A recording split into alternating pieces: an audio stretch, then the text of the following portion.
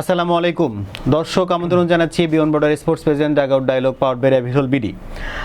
BPL চলছে এবং pre match অ্যানালাইসিসে আমরা যে দুটো ম্যাচ নিয়ে কথা বলছি, চট্টগ্রাম ভার্সেস নোয়াখালী এবং রাজশাহী ভার্সেস সিলেটের এই দুটো ম্যাচ নিয়ে, এবং এই ম্যাচের প্রিডিকশান অ্যানালাইসিস এবং আনুষঙ্গিক যে পরিকল্পনা হওয়া উচিত সেটা নিয়ে আমরা আলোচনা করতে যাচ্ছি। এবং আমাদের সাথে আছেন certified performance analyst Ahmed Rezon Pratik ভাই।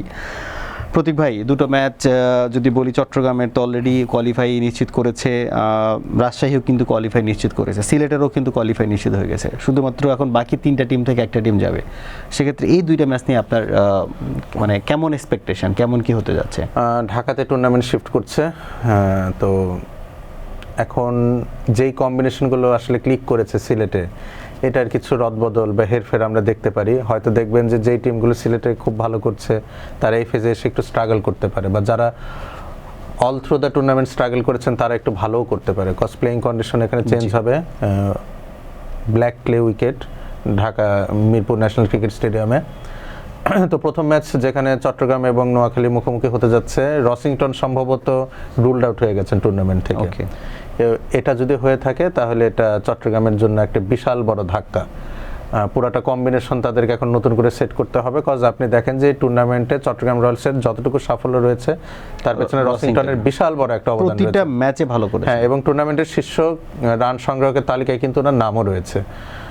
তো রসিংটন যদি না খেলেন, আমার মনে হয় despite the position in the point table, Noakhali express favourite থাকবে এই ম্যাচে।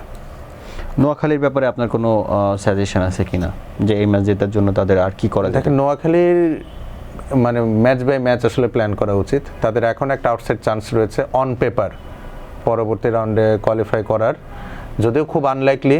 রংপুরকে বাকি সব ম্যাচ হারতে হবে, তাদেরকে বাকি সব ম্যাচ জিততে হবে।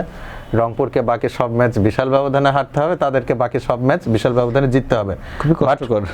অ্যাজ লং অ্যাজ মানে এটা ফাইনালাইজ না হয় ততক্ষণ তো আমরা বলতে পারছি না যে রংপুরই যাচ্ছে। সেই পয়েন্ট অফ ভিউ থেকে বলা যে স্টিল একটা ওয়াইল্ড পসিবিলিটি বা আউটসাইড চান্স নোয়াখালী এক্সপ্রেসের রয়েছে।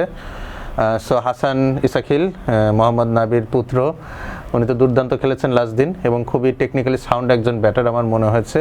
ওনার ব্যাটিংয়ে আমি আফগান আরেকজন ব্যাটার ইব্রাহিম জাদরানের শেডস দেখতে পেয়েছি। সো স্মার্ট ব্যাটসম্যান, হ্যাঁ, he is going to B the কি ফ্যাক্টর। তার বিপিএলের দ্বিতীয় ম্যাচে উনি নোয়াখালী এক্সপ্রেসের ব্যাটিং লাইনআপের কি ফ্যাক্টর হতে চলেছেন। এবং সৌম্য সরকার লাস্ট কয়েকটা ম্যাচ উনি বেশ ভালো করেছেন। আমরা আবার আশা করব যে উনি আরেকটা ম্যাচ ভালো করবেন এবং নোয়াখালী এক্সপ্রেসকে আসলে আরেকটা জয় উপহার দিক। আমরা রাজশাহী ভার্সেস সিলেটের কথা বলছিলাম, সেকেন্ড এবং থার্ড টিম যারা কোয়ালিফাই করেছেন, এই ম্যাচটা নিয়ে আপনার প্রেডিকশন কি? সিলেট দেখেন, রংপুর রাইডার্স লাস্ট ম্যাচ যেটা ছিল সিলেট রাইডার্সের সাথে খুব বাজে ক্রিকেট খেলেছে, খুবই পোর টিম সিলেকশন ছিল। পক্ষান্তরে সিলেটের দলটা কিন্তু এখন খর্বশক্তির। আমাদের কাছে এখন আপডেট নেই ঢাকা স্টেজে বা ঢাকা লেগে কোনো ফরেনার অ্যাড হচ্ছেন কিনা। যদি না হয়ে থাকে, যেই শেপে সিলেট টাইটান্স রয়েছে, আমার মনে হয় না যে রাজশাহী ওয়ারিয়র্সের কাছে তারা খুব বেশি পাত্তা পাবে এই ম্যাচে। উড়ে যাওয়ার চান্সেস আছে। উড়ে না গেলেও আই থিঙ্ক যে এটা রাজশাহী ওয়ারিয়র্সের জন্য খুব কমফোর্টেবল একটা জয় হতে যাচ্ছে।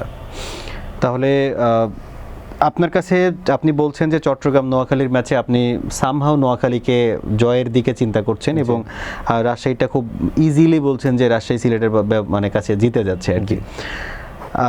ধন্যবাদ প্রতীক ভাই। আমরা আশা করি খেলার জয় পরাজয় যাই থাকুক না কেন, ঢাকার যেখানে খেলা আসছে, ঢাকাতে আমরা আসলে যারা খেলা দেখতে যাচ্ছি, আমরা যেন ওই লো স্কোরিং ম্যাচটা না দেখি, কম্পিটিটিভ ম্যাচ দেখি। ঢাকায় খেলা হলে এটা একটা সংখ্যা থাকে। সো আমরা আশা করি যে কম্পিটিটিভ দুটো ম্যাচ হতে যাচ্ছে, জয় পরাজয় যাই হোক না কেন। দর্শক, আপনারাও বিপিএল দেখুন, বিপিএল এর সাথে থাকুন, এবং আমাদের অ্যানালাইসিস কেমন লাগছে সেটাও আমাদেরকে জানাতে পারেন। ধন্যবাদ। আসসালামু আলাইকুম।